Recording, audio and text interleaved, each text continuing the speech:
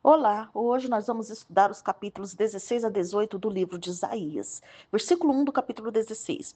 Atacados pelos assírios, os refugiados moabitas fugiram para a cidade de Sela, localizada no país de Edom ao sul.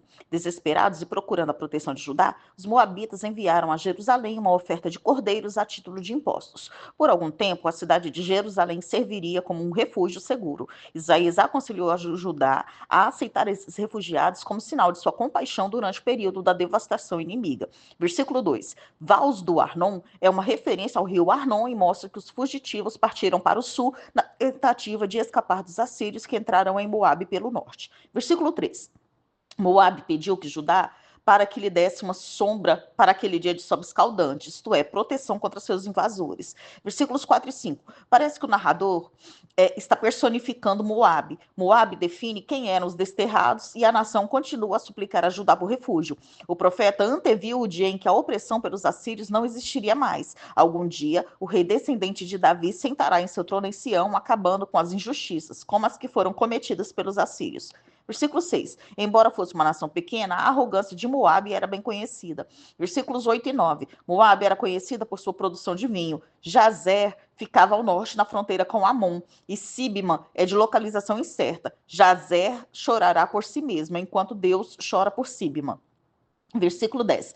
Pisar as uvas, ou seja, espremer o suco delas amassando-as com os pés descalços, representava o clímax da estação da colheita, um tempo de grande alegria nos vinhedos. Mas a alegria da colheita logo terminaria, porque em seu orgulho o povo havia ignorado a Deus e se rebelado contra ele. Versículo 11. O profeta e o Senhor sentiam-se profundamente tristes por causa deste castigo necessário de Moabe. Versículo 12. A religião de Moabe havia falhado totalmente. Em vez de libertação, a nação encontrou cansaço nos seus repetitivos rituais oferecidos a seus falsos deuses. Seu santuário se refere ao templo de Quemos, falso deus moabita que não podia responder à oração. Versículos 13 e 14. Como um símbolo da realização definitiva, Deus anunciou um cumprimento mais imediato da sua palavra, datando a destruição da nação em 3 anos de quando a profecia foi profetizada. O orgulho de Moabe foi quebrado, possivelmente sob a invasão assíria, por volta de 715 a.C. Agora nós vamos estudar o capítulo 17.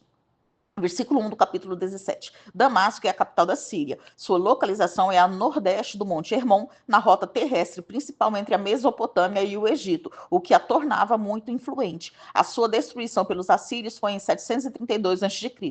Versículo 2. O domínio dos assírios se estendia do sul de Aroer a leste do Mar Morto até o rio Arnon. A região ficaria devastada e só serviria para animais. Versículos 3 e 4. As 10 tribos do norte, também conhecidas como Israel, uniram-se à Assíria, como relata essa profecia. Elas firmaram essa aliança com a Síria com o intuito de combater os assírios. No entanto, muitas de suas cidades caíram vítimas na campanha na qual a Síria caiu. A Síria teria também um remanescente depois da arremetida dos assírios, mas não um reino. O desaparecimento da glória de Jacó retrata o castigo de Deus às 10 tribos do norte, descendentes de Jacó. Versículos 5 e 6. Com os campos praticamente vazios depois da colheita e da respigadura, somente os frutos no alto das árvores seriam deixados. Ainda assim, o Senhor, o Deus de Israel, preservará, por meio do juízo, um remanescente do seu povo. O vale de Refaim era uma área fértil a oeste e sudoeste de Jerusalém. Versículos 7 e 8. Os castigos sofridos devem abalar o restante de Efraim, para fazê-los ver como falharam em sua dependência do Senhor. Então eles se arrependerão. O arrependimento deve levar ao abandono da idolatria, que por tanto tempo havia assediado a nação, e a devoção ao único e digno de e a devoção ao único, o Senhor Deus.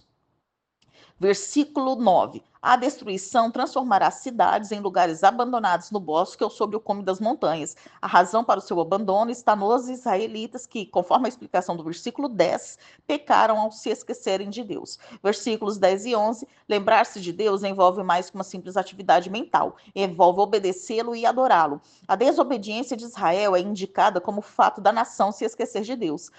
Isaías falou do triste fim de Israel usando a analogia de uma planta. Israel trabalhou duro para cultivar plantas formosas. A nação gastou suas energias, mas terminou sem nada. Os esforços autossuficientes de Israel também serão em vão. Versículos 12 a 14. A expressão ai indica o começo daquilo que é comumente denominado oráculo de calamidade. Isaías pronuncia um ai, que chama a atenção para as nações, poderosas, inquietas e destrutivas, mas espalhadas pela simples repreensão do Deus soberano. Agora nós vamos estudar o capítulo 18, versículos 1 e 2 do capítulo 18. Provavelmente essa profecia tenha sido proferida na época de Ezequias, em 2 Reis 19, versículo 20. O rei da Etiópia tomou conhecimento de que um grande exército assírio estava marchando ao sul, em direção ao seu reino. Enviou mensageiros ao rio Nilo, pedindo às nações vizinhas que juntos formassem uma aliança. A nação de Judá também foi convidada a participar, porém Isaías disse ao mensageiro que retornasse ao seu país, pois Judá necessitava apenas da ajuda de Deus para expulsar os assírios. Versículo 3. O profeta chama toda a raça humana para que esteja alerta para os sinais de que Deus está agindo no mundo. Versículos 4 a 6. Trabalhando tão silenciosamente quanto o ardor ou o orvalho, Deus frustra os esforços humanos que, sem ele, tentam dar segurança ao mundo. Ele espera o momento certo e então age. Esta é a verdade que está por trás da aparente força humana na história. Como um fazendeiro prudente, o trabalho de poda executado por Deus, ou seja, a sua intervenção direta, não será feito nem tarde demais e nem cedo demais. Versículo 7. Quando Deus consumar a história com a vitória de seu próprio reino, ou como outros ainda sustentam, quando Deus estabelecer os novos céus e a nova terra, as nações gentias adorarão a Deus e darão suas riquezas em honra a ele. A dupla menção a Senhor dos Exércitos assinala que o propósito gracioso de Deus para as nações triunfará unicamente por seu poder. Nós terminamos aqui o estudo dos capítulos 16 a 18 do livro de Isaías.